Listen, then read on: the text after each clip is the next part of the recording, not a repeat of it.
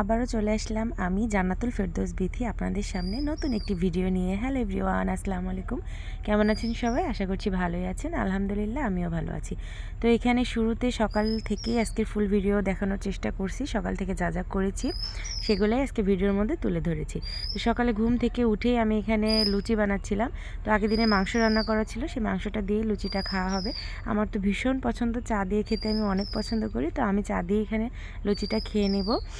লুচিটা কিন্তু এভাবে করে তেল উপর থেকে দিলে, আমি যেভাবে দিচ্ছি তাতে করে লুচিটা কিন্তু ফুলবে, খেতেও বেশ মজা হবে। তো আমি একে একে সব লুচিগুলো বানিয়ে নিলাম, তারপরে রেডি হয়ে গেলাম দুপুরে রান্না করার জন্য। দুপুরে আজকে রান্না করব পুঁই শাক চিংড়ি মাছের মাথা দিয়ে। তো এই পুঁই শাকটা কিন্তু আমার অনেক পছন্দের একটি শাক, মানে শাকের ভিতরে আমি পুঁই শাকটাই অনেক পছন্দ করি। তো এখানে আমি রান্না করতেছিলাম পুঁই শাকের ডাঁটাটা চিংড়ি মাছ আলু দিয়ে আগে কষিয়ে নিচ্ছিলাম। যেহেতু এটা মোটা মোটা ডাঁটা ছিল তাই এটাকে আগে কষিয়ে নিচ্ছিলাম। যদি চিকন ডাঁটা হয় তাহলে কিন্তু পুঁই শাকের সাথে একসাথেই আমি দিয়ে দিই। আর এইভাবে মোটা ডাঁটা কিন্তু সবসময় পাওয়া যায় না।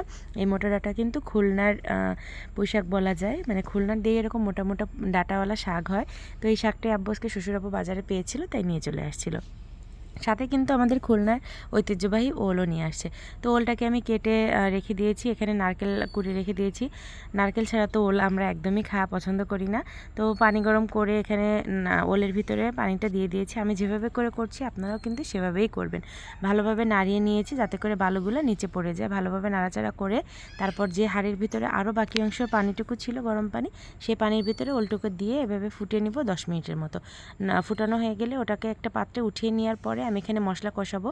পেঁয়াজ আর চিংড়ি মাছগুলোকে দিয়ে দিব। আজকে আমি চিংড়ি মাছ দিয়েই ওলটাকে রান্না করব। এখানে আমি আদা বাটা, রসুন বাটা, জিরার গুঁড়া, ধনিয়ার গুঁড়া, হলুদের গুঁড়া, মরিচের গুঁড়া, লবণ সব কিছুই দিয়ে নিয়েছি। এবার ভালোভাবে একটু নাড়াচাড়া করে নেব।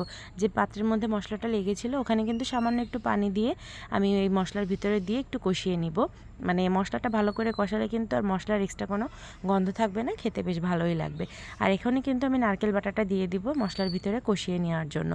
আমি কিন্তু সবসময় নারকেলের ব্লেন্ডার করে দুধটাকেই দিই। এই নারকেলটা যেহেতু একটু কচি নারকেল ছিল তাই এ থেকে আর দুধ বার করবো না, এটাকে আমি এই ব্লেন্ডারের অবস্থায় দিয়ে দিব, মানে বাটাটাই দিয়ে দিব, নারকেল বাটাটাই দিয়ে দেবো এখানে। তো মশলাটাকে ভালোভাবে কষিয়ে নিয়ে নারকেল বাটাটাকেও কষিয়ে নিচ্ছিলাম যাতে নারকেল বাটার এক্সট্রা কোনো গন্ধ না থাকে। এই যে হালকা কষানো হয়ে গেলে আমি এখন ওলটাকে এখানে ঢেলে দিব। তো ওলটাকে ঢেলে দিয়ে একটু নাড়াচাড়া করে নিব, মানে যাতে নিচে না লেগে যায় সেই পর্যন্ত নাড়াচাড়া করা হয়ে গেলে আমি কিন্তু এখানে গরম পানি ইউজ করব ওলের ভিতরে।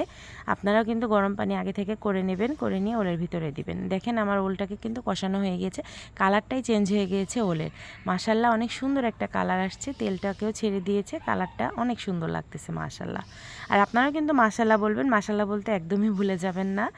আর ভালোভাবে কষানো হয়ে গেলে আমি এখানে গরম পানি ইউজ করব। আমার যেহেতু গরম পানি করা লাগেনি, আমি মেশিন থেকেই নিয়ে আসছি, আমার মেশিনে গরম পানিও থাকে। তো সেখান থেকে আমি গরম পানি এনেই দিয়ে দিয়েছি। আপনারা গরম পানি করে ওলের ভিতরে দিবেন, তাতে করে কিন্তু গাল ধরার সম্ভাবনা মোটেও থাকবে না।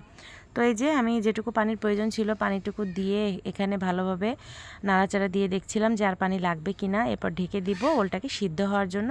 15 মিনিটের মতো জাল করে নিলেই হয়ে যাবে ওল রান্নার রেডি। এই যে ফাইনাল লুক ওল রান্নার ছিল।